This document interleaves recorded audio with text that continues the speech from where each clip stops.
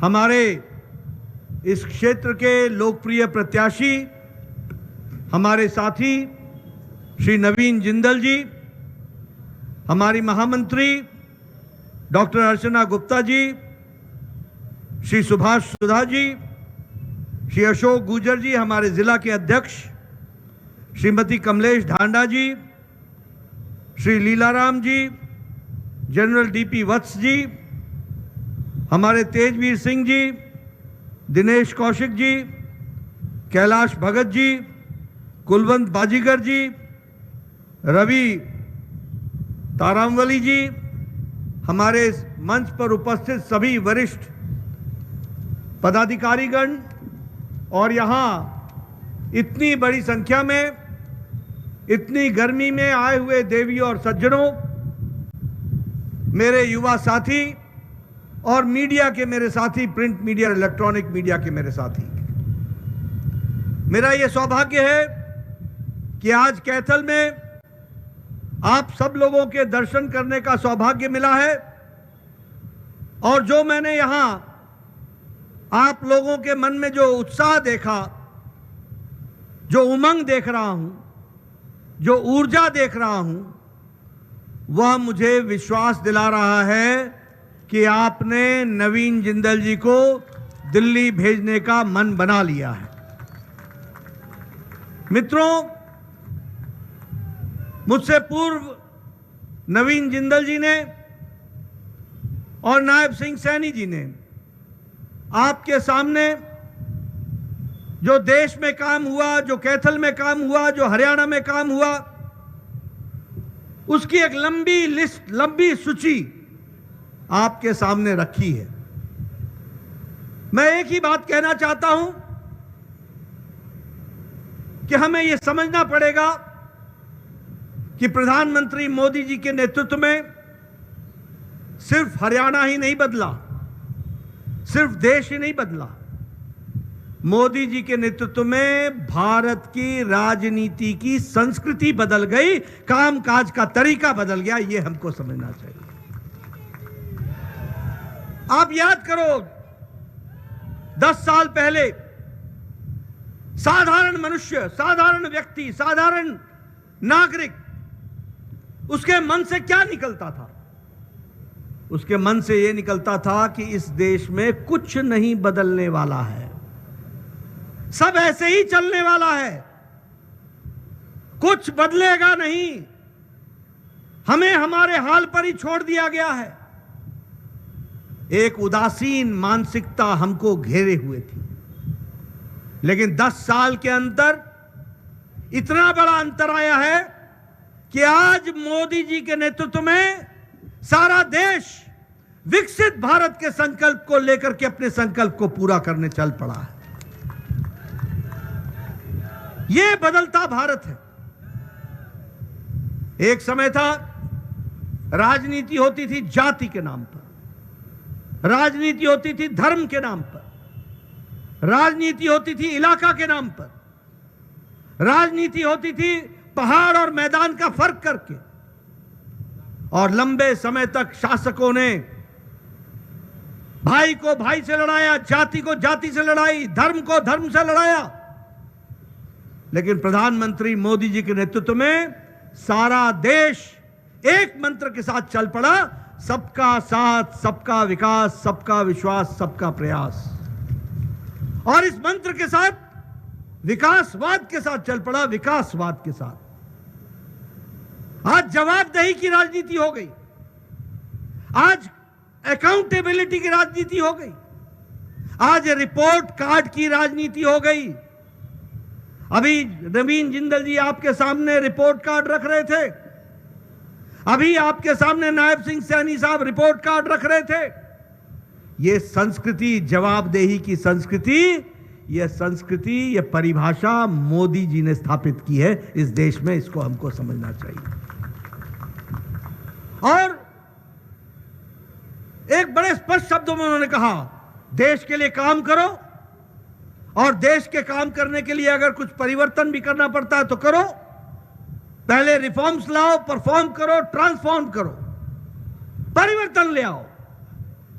और मैं यहां यह भी बताना चाहता हूं, नवीन जिंदल जी ने उसका जिक्र किया। आज देखिए, कोरोना की मार के बाद अमेरिका की अर्थनीति डगमगाई हुई है, यूरोप की अर्थनीति डमाडोल है, रशिया, चाइना, जापान सभी आर्थिक दिक्कतों से गुजर रहे हैं। लेकिन आपको यह भी ध्यान में रखना होगा कि कोरोना की मार के बाद और यूक्रेन युद्ध के होने पर भी मोदी जी के नेतृत्व में हमारा भारत 11वें नंबर से छलांग लगा करके 5वें नंबर की अर्थव्यवस्था बन गया। और हम नहीं कहते, दुनिया के एजेंसीज जो आर्थिक जगत के विशेष अध्ययन करते हैं वो बताते हैं कि आज अगर कोई आशा की किरण कहीं दिखती है तो वो और कहीं नहीं, भारत में दिखती है, भारत में दिखती है। यह परिवर्तन आ गया। आज दवाइयों में हम सबसे दूसरे नंबर के देश बन गए, दवाई बनाने में, एक्सपोर्ट करने में। मैं भारत का स्वास्थ्य मंत्री भी रहा हूं, मैं जिम्मेवारी से बोलना चाहता हूं, इस देश में ट्यूबरक्लोसिस की दवा को आने में 28 साल लग गए, टेटनस की दवा को आने में 25 से 30 साल लग गए, डिप्थेरिया की दवाई को आने में 28 साल लग गए, जापानी बुखार की दवाई को आने में 100 साल लग गए। 1906 में आ गई थी दवाई, 2006 में भारत में आई। लेकिन आपको जानकर आश्चर्य भी होगा और खुशी भी होगी कि कोरोना का पहला केस जनवरी 2020 को आया था। अप्रैल 2020 को मोदी जी ने टास्क फोर्स बैठाया और 9 महीने के अंदर एक नहीं 2 वैक्सीन बना करके भारत को बचाने का काम किया। और 220 करोड़ डबल डोज, साथ में बूस्टर डोज लगाकर 140 करोड़ देशवासियों को बचाने का काम किया तो मोदी जी के नेतृत्व ने किया है। मैं यहां यह भी बताना चाहता हूं कि आज भारत ने कोरोना की वैक्सीन 100 देशों तक पहुंचाई, 100 देशों तक, और 48 देशों को मुफ्त में दी गई दवा वैक्सीन मैत्री के तहत। भारत अब मांगने वाला भारत नहीं है, मोदी जी के नेतृत्व में देने वाला भारत हो गया। यह भी हमको समझना चाहिए। मित्रों, पेट्रोकेमिकल्स में हम आगे बढ़े हैं, इस्पात में हम दूसरे नंबर के हो गए हैं। आप सबके हाथ में मोबाइल है। 10 साल पहले इस मोबाइल पे लिखा होता था made in China, made in Taiwan, made in Korea, made in Japan. आज आपके मोबाइल पे लिखा है मेड इन इंडिया। आज 97% मोबाइल मैन्युफैक्चर भारत कर रहा है। यह बदलता भारत है, यह बदलती हुई भारत की तस्वीर है। यह दुनिया की छवि की दृष्टि से देखिए आप, आज एक मजबूत अर्थव्यवस्था के साथ भारत खड़ा है, यह मजबूत सरकार के साथ खड़ा है।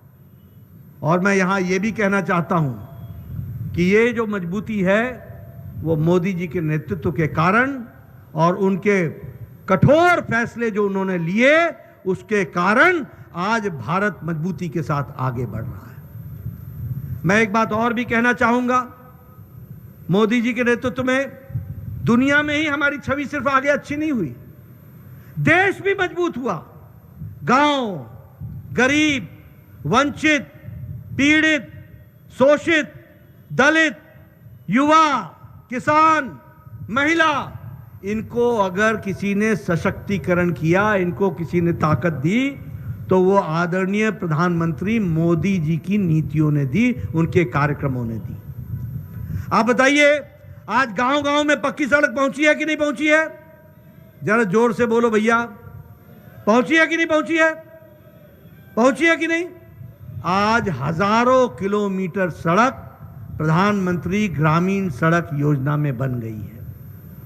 आज 2 लाख पंचायतों में ऑप्टिकल फाइबर बिछाई गई है, ऑप्टिकल फाइबर। यह डिजिटल इंडिया हो रहा है।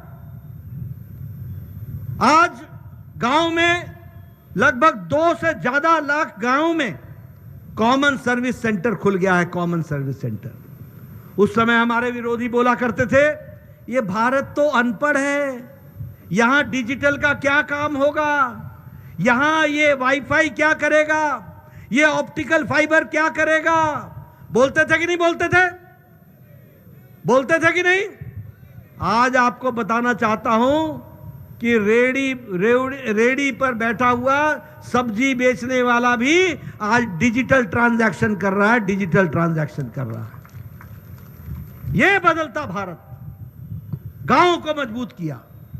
गरीब 80 करोड़ की जनता को 5 किलो गेहूं या 5 किलो चावल, 1 किलो दाल हर महीने पहुंचाने का काम बोलो मोदी जी ने किया कि नहीं किया?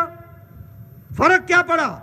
आज 25 करोड़ लोग गरीबी की रेखा से ऊपर उठ गए। 25 करोड़ लोग। और ये मैं नहीं बोल रहा, नीति आयोग बोल रही है, इंटरनेशनल मॉनेटरी फंड बोल रहा है,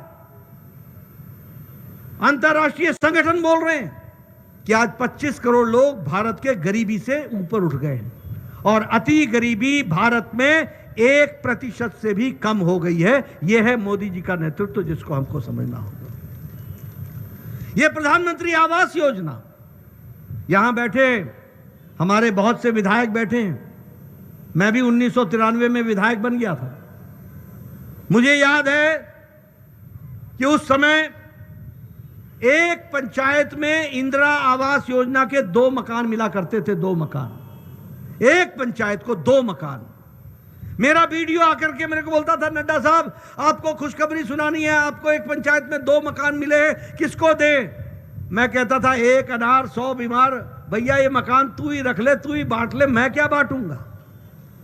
आज मोदी जी के राज में 4 करोड़ घर बन करके तैयार हो गए। 4 करोड़ घर बन करके तैयार। पूछिएगा विधायकों से, एक पंचायत में 40 से 50 मकान बने। और वो मकान कैसा है? Drawing room, bedroom, kitchen, gas का सिलेंडर, टॉयलेट, कोर्टयार्ड, ऐसे 4 करोड़ घर बने हैं। और नवीन बाबू को भेजिएगा आप चुनाव जिता करके, मोदी जी अगले 5 साल में 3 करोड़ और घर बनाएंगे। कोई भी व्यक्ति पक्के छत के बगैर नहीं रहेगा। यह भी हम आपको बताना चाहते हैं। मैं यहां यह भी आपको बताना चाहता हूं, यह चुनाव हमारे जीवन को बदलने वाला चुनाव भी है। आजकल आप सुनते हैं 300 यूनिट बिजली मुफ्त हो जाएगी, 200 यूनिट बिजली मुफ्त हो जाएगी।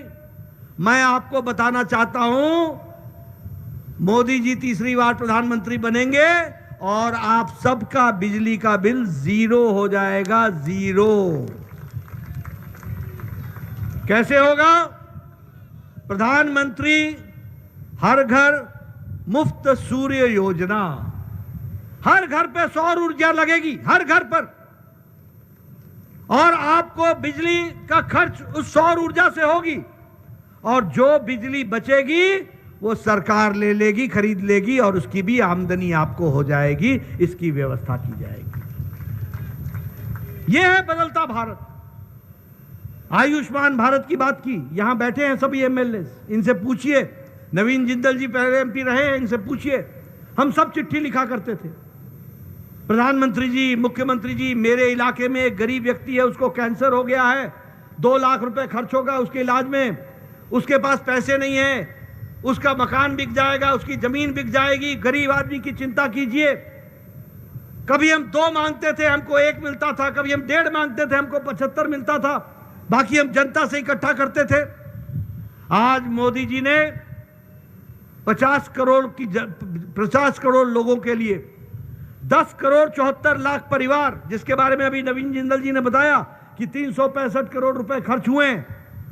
गरीब लोग कौन है? वो गरीब लोग रिक्शा वाला, ठेला वाला, रेड़ी वाला, सब्जी वाला, बस का ड्राइवर, बस का कंडक्टर, बस का क्लीनर, ट्रक का driver, auto rickshaw driver, building में काम करने वाला लिफ्ट मैन, बिल्डिंग में काम करने वाला सिक्योरिटी मैन, सैलून में बाल काटने वाला, कूड़ेदान से प्लास्टिक इकट्ठा करने वाला। ऐसे गरीब लोगों को मोदी जी ने गंभीर बीमारी से लड़ने के लिए हर साल 5 लाख रुपए की व्यवस्था की। 5 लाख रुपए की व्यवस्था की। और अब आप सुन लीजिए, जिंदल जी को जिता करके भेजिएगा, मोदी जी तीसरी बार प्रधानमंत्री बनेंगे। इस देश का कोई भी नागरिक, कोई भी बहन, कोई भी माता जिसकी उम्र 70 साल से ऊपर की हो जाएगी, कोई भी बुजुर्ग जिसकी उम्र 70 साल से ऊपर की होगी, किसी भी जाति की, किसी भी मजहब की, किसी भी इलाके की और किसी भी आमदनी की, अमीर हो या गरीब, सबको मोदी जी की तरफ से हर साल गंभीर बीमारी से लड़ने के लिए आयुष्मान कार्ड का 5 लाख रुपए मिलेगा। 5 लाख रुपए। यह बदलता भारत है।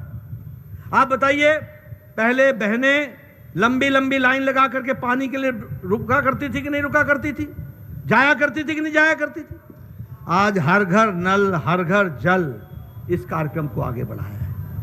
इन कार्यक्रमों से नौजवान हो, स्टार्टअप, हर तरीके का प्रोग्राम, नौजवान हो, किसान हो, प्रधानमंत्री किसान सम्मान निधि बोलिए हर चौथे महीने 2-2 हजार आता है कि नहीं आता है? आता है कि नहीं आता है? ये प्रधानमंत्री किसान सम्मान निधि से किसानों को सशक्तिकरण किया गया है। और मोदी जी ने तय किया है कि अगले 5 साल तक प्रधानमंत्री किसान सम्मान निधि चलती रहेगी, उसको आगे बढ़ाया जाएगा, उसको पूरा किया जाएगा। इसलिए किसान हो, युवा हो, महिला हो, महिलाओं के सशक्तिकरण की बात करूं, यह उज्ज्वला योजना सिर्फ उज्ज्वला योजना नहीं है बहन जी, ये महिलाओं का सशक्तिकरण है। मैं गांव से आता हूं, पहाड़ी इलाके से आता हूं। मैं नायब सिंह जी आपको बताना चाहूंगा, मेरे इलाके में बहनें 5 बजे सुबह उठा करती थी, जंगलों में जाया करती थी, लकड़ी काट के लाया करती थी, लकड़ी गीली होती थी, कभी कभी सुखाने का मौका मिलता था, कभी नहीं भी मिलता था, उसको जलाती थी, 200 सिगरेट के बराबर का धुआं अपने छातियों में लेती थी, फेफड़ों में, और तब जाकर के सुबह का भोजन बनता था। आज महिलाओं के लिए 10 करोड़ लोगों को गैस का सिलेंडर पहुंचाया गया और उज्ज्वला योजना में उनको एक तरीके से आजादी दिलाने का काम किया तो प्रधानमंत्री मोदी जी ने किया। महिला सशक्तिकरण। आज वो 5 मिनट में चाय बनाती हैं, आधे घंटे में भोजन बना करके देती हैं। यह परिवर्तन आया है।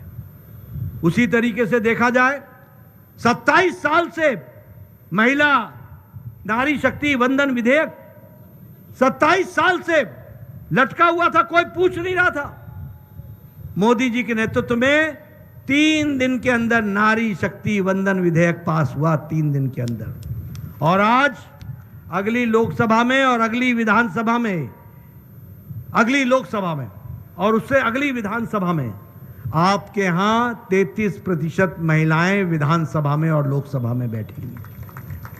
यह फर्क आया है। इसलिए हर को मजबूती देने का काम प्रधानमंत्री मोदी जी ने किया है। मित्रों, मैं लंबी लिस्ट आपको कामों की बता सकता हूं, लेकिन मैं एक ही बात कहूंगा कि प्रधानमंत्री जी के नेतृत्व में देश आगे बढ़ा है, ताकतवर हुआ है और सक्षम हुआ है, आत्मनिर्भर हुआ है। ये आज ताकत प्रधानमंत्री जी के नेतृत्व के कारण हमको मिली है। और इसलिए इस चुनाव में हमारे जिंदल जी, नवीन जिंदल जी खड़े हुए हैं, इनको आपको साथ मिलना चाहिए। मैं यहां ये भी आपको बता देना चाहता हूं, आज मेरे से सवेरे एक मेरे वरिष्ठ पत्रकार, मेरे बहुत अच्छे मित्र, वो मुझसे पूछ रहे थे कि आपकी पार्टी में नए नए लोग आ रहे हैं। मैंने उनको साफ कहा कि जो अच्छे लोग हैं वो सबको राष्ट्रवादी ताकतों के साथ जुड़ करके आगे चलना चाहिए। और इसीलिए नवीन जी ने अपने जीवन में किसी छोटी बात के लिए नहीं, राष्ट्रीय ध्वज के लिए संघर्ष करके उसको आगे बढ़ाने का काम किया। ऐसे राष्ट्रवादी लोगों को पार्टी के अंदर ताकत दी जाए, उनको मजबूती प्रदान करे, यह हमारी जिम्मेवारी है, यह हमारा लक्ष्य है। हम सबका साथ, सबका विकास, सबका विश्वास, सबका प्रयास लेकर के चले। और पार्टी को भी हम उपकरण मानते हैं देश को मजबूत करने के लिए, वो देश को मजबूत करने के लिए उपकरण है। और इसलिए पार्टी में जो लोग देश को मजबूती देते हैं उनको लाना, ये हमारी जिम्मेवारी बनती है, वो हम लोगों ने किया है। और आज हमारे नवीन जी यहां से प्रत्याशी के रूप में आए। मित्रों, हमारे कांग्रेस पार्टी के बारे में, हमारे आम आदमी पार्टी के बारे में बहुत कुछ कहा गया है, मैं कुछ कहूं कोई आवश्यक नहीं है, लेकिन कांग्रेस पार्टी परिवारवादी पार्टी हो गई। कांग्रेस पार्टी और ये जो घमंडिया गठबंधन है, ये भ्रष्टाचारियों का जमावड़ा बन गया। ये सब भ्रष्टाचारी एक साथ इकट्ठे हो गए, कोई बेल पर है, कोई जेल में है। और आप देखिए ये आम आदमी पार्टी, क्या है इसका चरित्र, कौन सा चरित्र है इस आम आदमी पार्टी का। मैं पार्टी नहीं बनाऊंगा, पार्टी बनाई। मैं चुनाव नहीं लड़ूंगा, चुनाव लड़ी। मैं कांग्रेस से समझौता नहीं करूंगा, समझौता किया। मैं भ्रष्टाचार नहीं करूंगा, 3-3 लोग भ्रष्टाचार के नाम पर जेल में पड़े हुए हैं। अब कौन सी बात रह गई। और तो छोड़ो, जो लोग महिलाओं के सम्मान की बात करते थे, आज उनके घर में महिलाओं के साथ दुर्व्यवहार होता है और नेता चुप रहता है। बोलिए, ऐसे लोगों को आगे आने दोगे क्या? ऐसे लोगों को आने दोगे क्या? ये जो इस तरीके के लोग हैं, इनके टोले को सबक सिखाओगे कि नहीं सिखाओगे? इनको घर बैठाओगे कि नहीं बैठाओगे? बोलो, ये भ्रष्टाचारी है कि नहीं है? बोलो, ये दोहरा जीवन जीते हैं कि नहीं जीते हैं? ये हाथी के दांत खाने के और दिखाने के और हैं। ये बोलने के लिए मीठी मीठी बातें और करतूतें इतनी गंदी। ऐसे लोगों को आगे आने दोगे क्या? अभी मुझे बताया गया कि मेरे पार्टी के कार्यालय के बाहर आके बोले मुझे अरेस्ट करो, मुझे अरेस्ट करो। मैंने कहा बेल कैंसिल करा, अंदर जाएगा, देर क्यों कर रहा है? पहले तो सुप्रीम कोर्ट में अर्जियां लगाते हो कि मुझे बचाओ, मुझे बचाओ, मुझे बचाओ। आते भी हो तो 1 तारीख तक के लिए आए हो, और फिर बोलते हो मुझे भेजो, मुझे अरेस्ट करो, मुझे अरेस्ट करो। अरे बेल अपना कैंसिल कराओ, घर जा, वापस जाओ, तेरा घर तो वही है। बोलो, ऐसे नेता और ऐसी पार्टी को आगे आने दोगे क्या? पक्का? पक्का? इन लोगों को, ऐसे राजनीतिक दलों को सबक सिखाने का मौका है, तो वह सबक सिखाने का मौका है नवीन जिंदल जी को कमल का बटन दबा करके सबक सिखा दीजिए, यह आवश्यक है। मित्रों, आपका मैं ज्यादा समय नहीं लूंगा, आपने मेरी बात बहुत ध्यानपूर्वक सुनी है। आज समय की आवश्यकता है कि हम प्रधानमंत्री मोदी जी को तीसरी बार प्रधानमंत्री के रूप में देखें और उनके नेतृत्व में हम सब लोग एक महान भारत की कल्पना को साकार करें, और उसके लिए एक उपकरण के रूप में नवीन जिंदल जी का हमको साथ मिले। यही मेरा आपसे निवेदन है। बहुत बहुत धन्यवाद। जय भारत, जय हरियाणा।